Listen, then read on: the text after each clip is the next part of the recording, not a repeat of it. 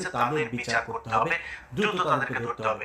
এইটা ছাড়া শাক দিয়ে মাছ ঢেকে ইলিয়াসকে আপনাদের সাথে কাজ করানো যাবে না, কখনোই যাবে না। কত কোটি টাকা দিবেন আপনি আমারে বলেন আমি উবার চালাই, আরে বেটা উবার চালাই, সমস্যা কোথায়? তোর মতো ভিক্ষা করি রে, তোদের মতো চুরি করি, চুরির টাকা আমার পকেটে ঢুকাই, ওটা ঢুকাইলে তোর হাসিনা মার সময়ে তোর বাপের এখানে বাড়ি থাকতো, তাও নিউ ইয়র্কে না, ক্যালিফোর্নিয়ার সবচেয়ে টপ ক্লাস জায়গায় বাড়ি থাকতো। জায়গার নাম বলতে বলেছে, কই কিনবেন ওই জায়গার নাম বলেন। ইলিয়াস বিক্রি হওয়ার জিনিস না। আমার কথা বলে আমার স্টাইলে আমি কথা বলে আমার কথা কারো পছন্দ হইতে পারে না হইতে পারে, কোনো সমস্যা নেই। কত মানুষ ভাই কত কিছু বলতেছে, এত কিছু শোনার টাইম আছে নাকি? ফেসবুকে একজন মেসেজ পাঠিয়েছে, কারণ আমি ফেসবুকের মেসেঞ্জারে খুব কম যাই।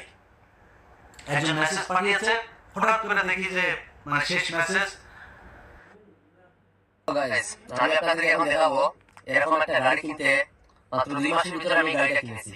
এই গাড়িটা কিনতে আমার বেশি দিন সময় লাগে নাই।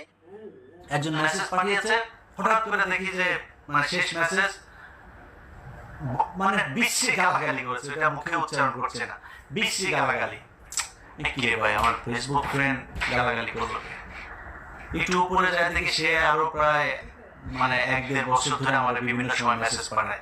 আমি আসলে মেসেজ তো চেক করার সময় পাই না ভাই, আমার এত মানে সময় নাই। এখন আমি কি করবো? আপনি আমার কাছ থেকে জোর করে যদি মনে করেন একজন ফোন করেছে আমি ধরতে পারিনি, একজনের সাথে ফোন করে ভাই আপনাকে একটু পরে কল দিচ্ছে, বা একজনের সাথে কথা বলছে আরেকজনকে বলছে, আরেকজন কল করেছে আরেক ফোনে বলছে ভাই একটু পরে কল দিচ্ছে, ওনার সাথে 1 ঘন্টা কথা বলছে, ভুলে গিয়েছে এর আগে কে কল করেছে, আমি কল করতে পারিনি।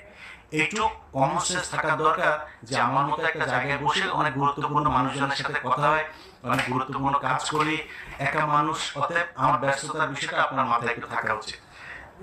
সেই ব্যক্তি আমাকে আগে মেসেজ পাঠিয়েছে, ভাই আপনাকে অনেক ভালোবাসি, ভাই আপনার সাথে কথা বলতে চাই, ভাই প্লিজ ফোনটা একটু রিসিভ করেন, প্লিজ একটু মেসেজটা রিপ্লাই দেন, সব শেষ লিখেছে, যা জঘন্য গালাগালি সব দিয়েছে।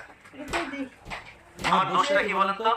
আমার দোষটা ওই লোকের মেসেজ আমি দেখি নাই, ওই লোকের মেসেজ রিপ্লাই দেই নাই, এটাই হচ্ছে দোষ। এরকম কত মানুষ কত দিক থেকে কত কিছু, ভাই আমি তো পলিটিক্স করবো না, আমি বিপ্লব করতে এসেছি।